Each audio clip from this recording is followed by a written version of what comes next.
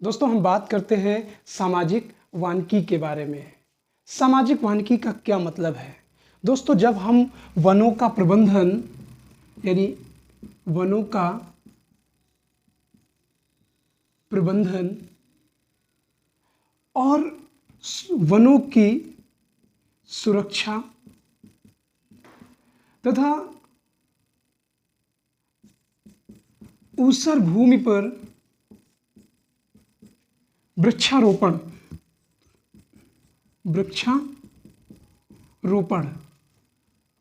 आदि जो कार्य हैं, इनका उद्देश्य कुछ निम्न बिंदुओं के लिए हो। वो बिंदु कौन कौन से हैं? पर्यावरण का विकास, यानी पर्यावरण का विकास भी क्या है? शामिल है। इसके साथ साथ सामाजिक विकास, सामाजिक विकास के साथ साथ ग्रामीण विकास हो, और तो इसी को क्या कहा जाता है? सामाजिक वानिकी कहा जाता है। एक बार फिर से इसको देखें, इस परिभाषा को।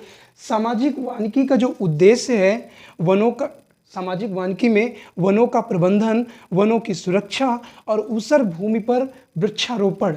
और ये वृक्षारोपण, वनों का प्रबंधन, इसका जो उद्देश्य है पर्यावरण का विकास करना हो, सामाजिक विकास करना हो, साथ साथ ग्रामीण विकास करना हो, इसी को हम क्या कहते हैं? सामाजिक वानिकी।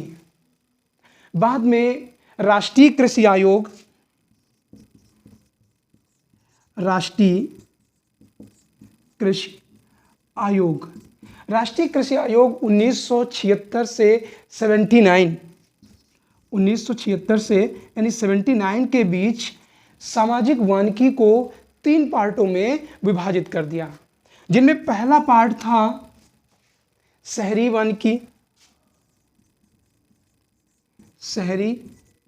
वानिकी, और दूसरा है ग्रामीण वानिकी,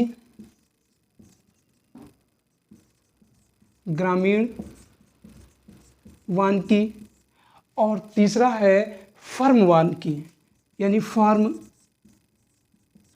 वानिकी। अर्थात सामाजिक वानिकी को 1976 से 79 के बीच में राष्ट्रीय कृषि आयोग ने इसको 3 भागों में विभाजित कर दिया: शहरी वानिकी, ग्रामीण वानिकी और फार्म वानिकी। अब तीनों के बारे में हम अलग अलग मुद्दों पर अलग अलग करके हम चर्चा करते हैं।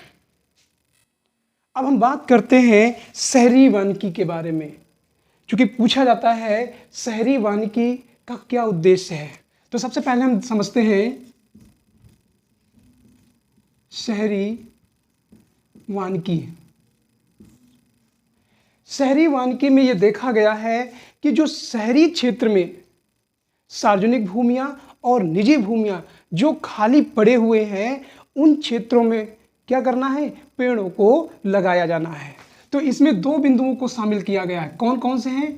पहला है सार्वजनिक भूमि और दूसरा है निजी भूमि। अर्थात बहुत सारे शहरी क्षेत्र में कुछ ऐसी भूमियां खाली पड़ी हुई हैं, उन क्षेत्रों में क्या करना है? वृक्षों को लगाया जाना है। जैसे एक तरीके से हरित पट्टी।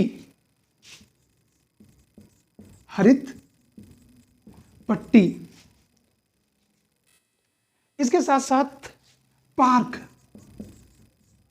पार्कों में पेड़ लगाए जाएं, ताकि वहां के आसपास के लोग स्वच्छ हवा का उपयोग कर सके या ले सके, खुली क्षेत्र में सांस ले सके। तो हरित पट्टी और पार्क हो गया। इसके साथ साथ सड़क के किनारे वाली भूमि, सड़क के किनारे की भूमि, यहां पर भी पेड़ लगाए जाने हैं। इसके साथ एक बिंदु को और शामिल किया गया है, वो है औद्योगिक क्षेत्र के आसपास, यानी जहां पर उद्योग लगे हुए हैं। उद्योगों के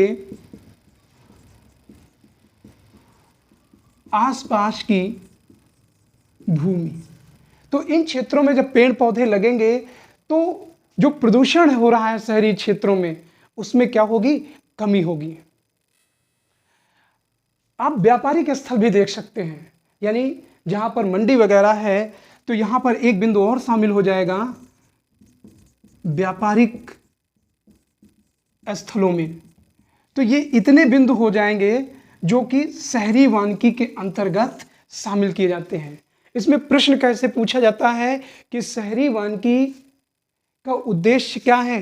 तो सार्वजनिक भूमि और निजी भूमि ये दोनों शामिल किए गए हैं और इन क्षेत्रों में हरित पट्टी का विकास करना, पार्क, सड़क के किनारे की भूमि जो खाली पड़ी रहती है वहां पर पेड़ लगाया जाना, उद्योगों के आसपास की जो भूमि पड़ी रहती है वहां पे लगाया जाना और व्यापारिक स्थल यानी जो मंडी वगैरह है वहां पर भी बड़ी मात्रा में पेड़ लगाए जाएं। और इसी को क्या कहा गया है? शहरी वानिकी। उसके बाद हम लोग बात करते हैं ग्रामीण वानिकी के बारे में। इसके बाद हम देखते हैं ग्रामीण वानिकी। ग्रामीण वानिकी दो प्रकार की होती हैं, जिनमें से एक है कृषि वानिकी और दूसरा है समुदाय वानिकी। समुदाय वानिकी। अब सबसे पहले हम समझते हैं कृषि वानिकी क्या है। कृषि वानिकी में कृषि योग्य भूमि और बंजर भूमि दोनों पर फसल और वन रोपण दोनों कार्य करना। यानी कृषि वानिकी में दो तरीके की भूमियां देखने को मिलती हैं, एक फसल युक्त भूमि और दूसरा है ऊसर भूमि। इन दोनों में क्या करना है? फसल और वन दोनों एक साथ उगाना है और इससे लोगों को खाद्यान्न भी प्राप्त होगा और जरूरत की खाद्यान्न भी प्राप्त होगा और इसके साथ साथ चारा फसलें भी तैयार होंगी। चारा फसलें तैयार होंगी। चारा फसलों के साथ साथ जलावन के लिए लकड़ी और इसके साथ साथ इमारत में प्रयोग होने वाली लकड़ी भी यहां से मिल जाएगी। कहने का मतलब है कृषि वानिकी में फसल युक्त भूमि और ऊसर भूमि, इन दोनों भूमियों पर क्या करना है? फसल तथा वन एक साथ उपयोग करना है। इससे खाद्यान्न मिलेगा, पशुओं को चारा मिलेगा, जलावन की लकड़ी मिलेगी और इमारत के लिए यानी जो घरों में फर्नीचर, दरवाजे, खिड़की, बेड, सोफे तैयार किए जाते हैं उसकी भी यहां पर पूर्ति हो सकेगी। कृषि वानिकी का सबसे एक महत्वपूर्ण पहलू यह है कि वनों को फसल माना जाता है। क्या माना जाता है?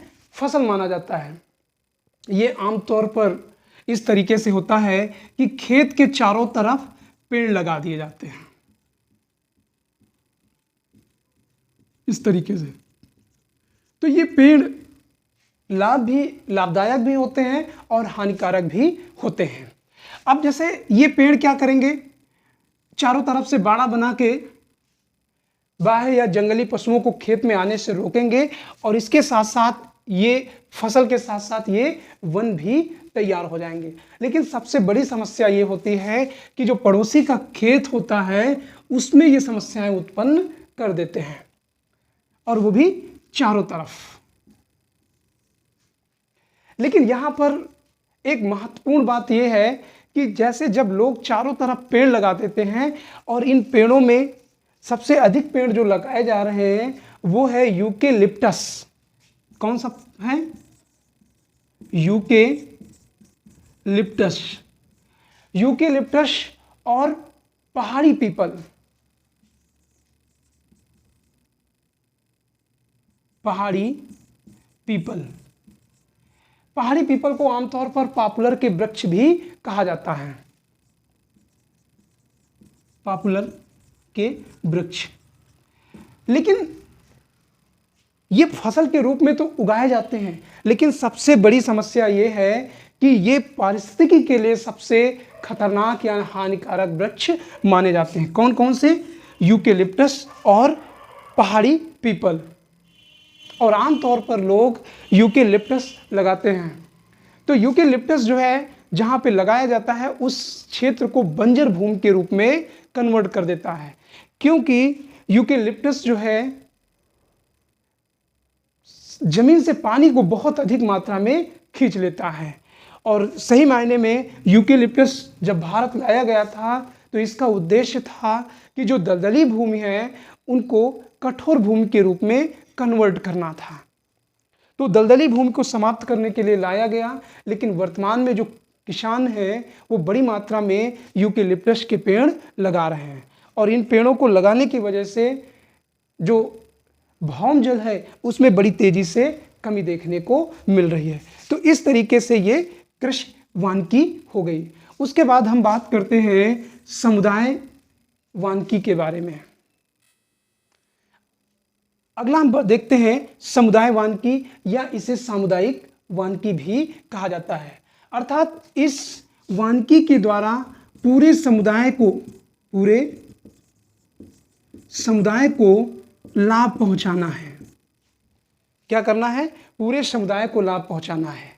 अब इसके द्वारा गांव में जैसे खाली भूमियां जो पड़ी हैं, एग्जाम्पल के लिए नहर के किनारे की जो भूमि है वहां पर पेड़ लगाए जाएं, चरागाहों में लगाए जाएं, चरागाहों में पेड़ लगाए जाएं। इसके साथ साथ स्कूल, आपने देखिएगा एक बड़े गांव समुदाय के आसपास एक प्राइमरी या जूनियर स्कूल भी मिल जाता है और उसके आसपास खाली भूमि भी पड़ी रहती है। तो स्कूलों के पास खाली भूमि पर पेड़ लगाए जाएंगे। तो इस तरीके से हम देखते हैं कि रेल की पटरी के किनारे,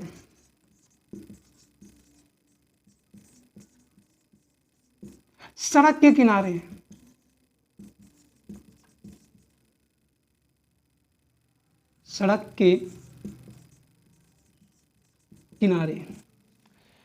इस तरीके से क्या किया जाए,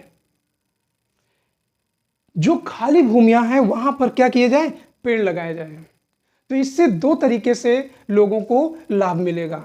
खासकर अगर ये पेड़ फलदार होंगे तो जिन लोगों के पास जिनके पास भूमियां नहीं, अर्थात भूमिहीन को लाभ पहुंचाया जा सके। और इसके साथ साथ सूखी लकड़ी वगैरह जलावन के लिए भी कार्य किया जा सकता है। तो इस तरीके से इनका जो सामुदायिक वानिकी का उद्देश्य था, पूरे समुदाय को लाभ पहुंचाना। और पूरे समुदाय को लाभ तभी पहुंचेगा जब नहर के किनारे, चरागाहों में पेड़ लगाए जाएं, स्कूलों के पास खाली भूमि पर पेड़ लगाए जाएं, रेल की पटरी के किनारे लगाए जाएं, सड़क के किनारे पेड़ लगाए जाएं। और उद्देश्य क्या है? पूरे समुदाय को लाभ पहुंचाना। दोस्तों, अब हम बात करते हैं फर्म वानिकी, यानी फार्म वानिकी। किसके बारे में? फार्म वानिकी के बारे में। फार्म वानिकी का क्या अर्थ है? तो फार्म वानिकी में किसान जो है उन पेड़ों को लगाते हैं जो व्यापारिक महत्व के होते हैं। तो कौन लगाता है? किसान। और किसके लिए? व्यापारिक महत्व के पौधे को लगाता है। और इसमें वन विभाग जो है ऐसे किसानों को, जो छोटे और मध्यम किसान हैं, कैसे किसान? छोटे और मध्यम किसान, इन किसानों को पौधे जो है निःशुल्क प्रदान किए जाते हैं। कैसे प्रदान किए जाते हैं? निःशुल्क। लेकिन कौन से किसान?